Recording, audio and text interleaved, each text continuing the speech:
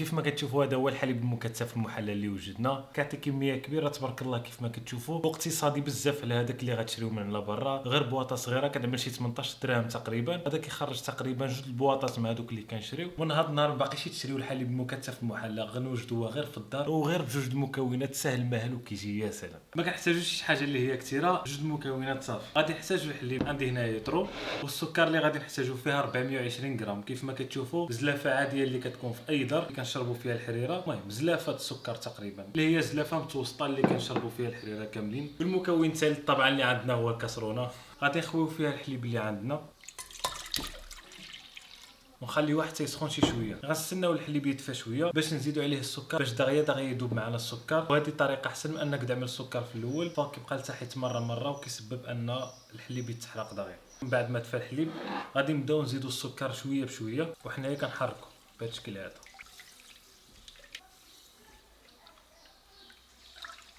استمروا بالتحريك بهذا الشكل هذا حتى كيذوب ديك السكر كامل. دابا كيف ما كتشوفوا كنظن باللي داب السكر. دابا نخليوه حتى يغلي الحليب على نار عاديه متوسطه، ومن بعد ما يغلي غادي نقصوا الحليب مره ونخليوه حتى يبدا يتقال شويه بشويه. صافي حنا خصنا نوصلوها غير لمرحله الغليان ماشي حتى يفيض. دابا نقصوا البوط، نقصوا العافيه ونخليو العافيه مهيله شي شويه، خليوه حتى غادي يبدا يتقال على خاطرو. مع التحريك طبعا حاولوا ما امكن ما توقفوش التحريك. اهم حاجه حاولوا تختاروا كسرونه اللي ما تكونش كتلصق نهائيا، حيت اذا لصقت لكم من تحت مع كيبقى يطيب مده طويله كيتحرق ديك اللي لتحت وكيعطي ديك نسمه الحريق في الحليب المكثف المحلى، ما كيخرجش معكم بنتيجه مزيانه، مره يقدر يضيع نهائيا. والا كانت الكسرونه كتلصق، طبعا ماشي كلشي كيتوفر لا كسرونه كتلصق، ما توقفوش التحريك نهائيا وحاولوا ما امكن تستعملوا شي سباتول بحال هيدا اللي كتجر ديك الشيء اللي لتحت. وهيدا كنستمروا بالتحريك ومن بعد غير واحد 5 دقائق تقريبا كتلاحظوا باللي الحليب رجع القوام ديالو ثقيل على اللي كان في الاول. غادي نزيدوا له واحد طوكي ديال السكر الفانيلا، غير واحد شي شويه، ما بغيناش يجي منكه بالفاني ولكن غير باش نهرسوا له ديك نسمه الحليب،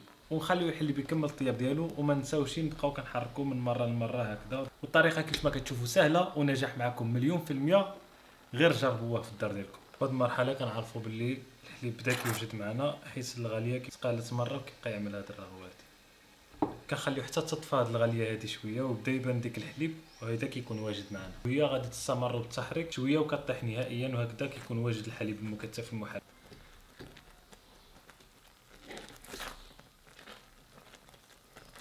كيف ما كتشوفوا الحليب ما بقاش كيطلع ويغلي بحال اللي كان، وهكذا كيكون وجد معنا.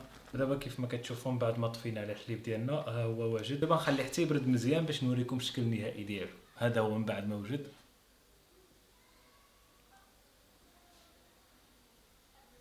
واو